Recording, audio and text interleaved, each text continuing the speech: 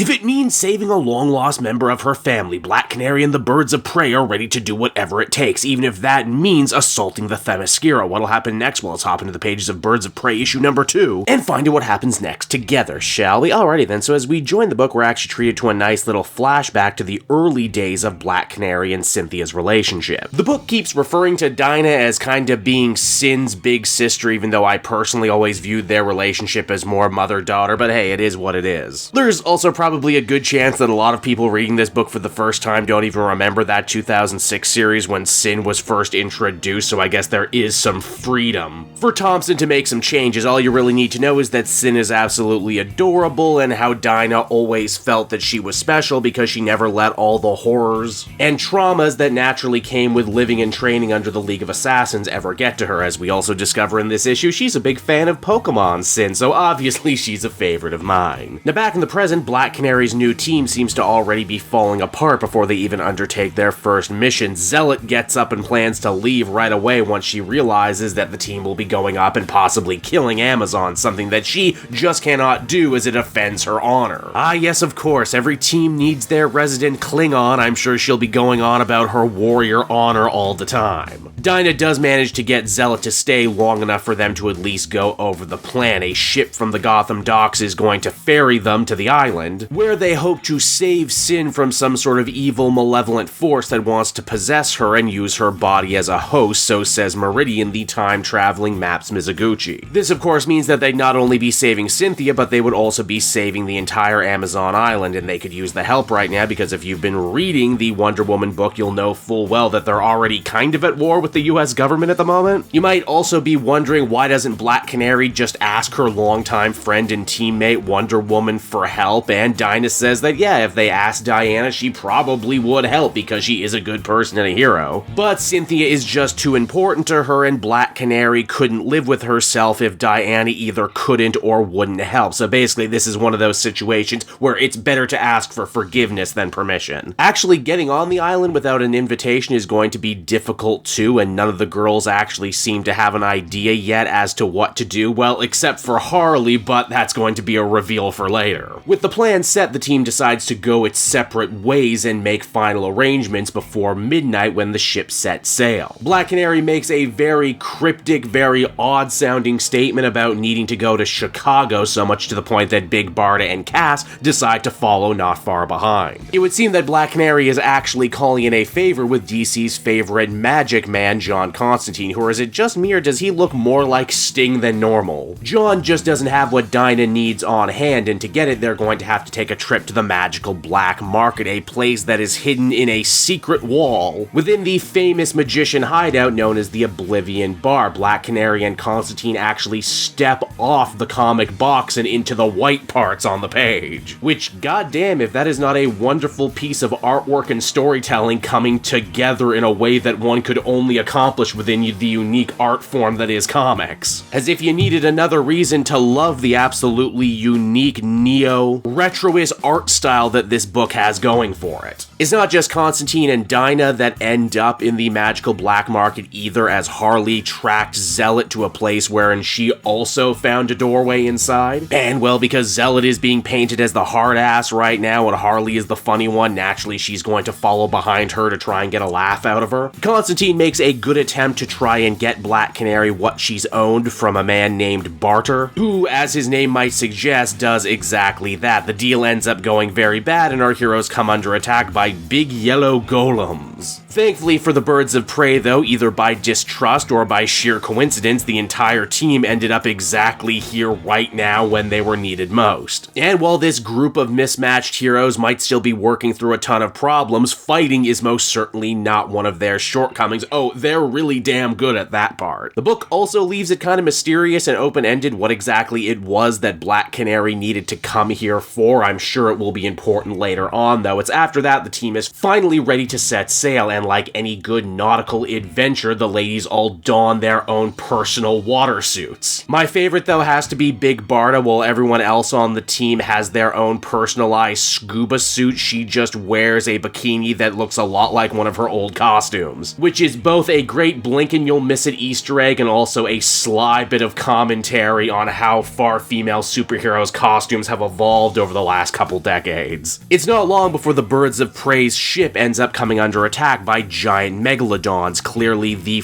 first in what will be a long line of Amazon Island defenses. Harley is overjoyed, and why shouldn't she? She's been sitting on a ton of Jaws jokes, and it only makes sense because Quinn is very close to Quint, don't you know? Sadly, only Big Barda is actually paying attention to her right now, and being an alien warrior woman, she has absolutely no idea what Jaws is about. But wait, you're probably thinking, didn't Harley say she actually had an ace in the hole to get the team ashore on the Themyscira? Well, she did, and it turns out that Harley's big plan actually involved getting the aid of one of her old Suicide Squad buddies, Nanaue, aka King Shark. Because hey, a megalodon is just a big shark, right? And if Nanaue is king of the sharks, surely they'll have to listen to him too, right? Maybe? Who knows? Let's find out next time. And so that was Birds of Prey issue number 2, everybody, and oh man, am I happy to report that that first issue was not a fluke at all. Everything that was great about issue 1 is great here too. The character interactions are great, the art positively pops off the page, it's funny in a way that few comics I've read in the last little bit have been truly funny. Kelly Thompson does some great character work here with Black Canary. She's used to being a leader, but this is a very irregular team for her. She's being forced to keep a lot of secrets. And those secrets are already starting to gnaw at the team. I'm sure we haven't even seen half of the big reveals and twists and turns that will no doubt be coming. It's just really friggin' good from start to finish. I don't know what else to say about it, honestly. I would give this one another much-deserved 8.5 out of 10. If you are not reading this series right now, oh boy, are you missing out on something special. I don't want to jinx it, but if this series can keep this momentum going, I think it's going to fill that Secret 6 Hellion Superior Foes of Spider-Man shaped hole in my heart.